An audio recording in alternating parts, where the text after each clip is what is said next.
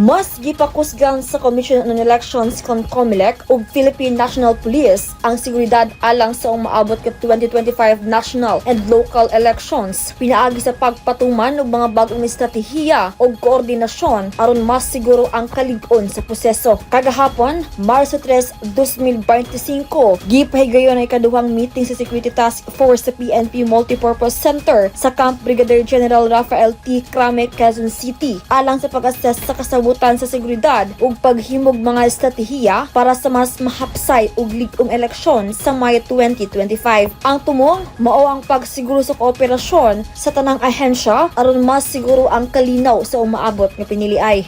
Gipangunahan ang meeting ni PNP Chief Police General Romil Francisco Marbil kauban ng COMELEC Chairman nga si George Erwin Garcia. Apil sa gisigutan ang mga preparasyon sa COMELEC para sa eleksyon, pagpatuman sa mga checkpoint, pagpatuman sa fair election practices ug ang pagpakusog sa kampanya batok sa vote buying ug uban pang mga election-related offenses. Gisaad sab sa mga ahensya ang pagpanghimo sa hapsay ug luwas nga pagtuman sa katungod sa mga Pilipino nga moboto.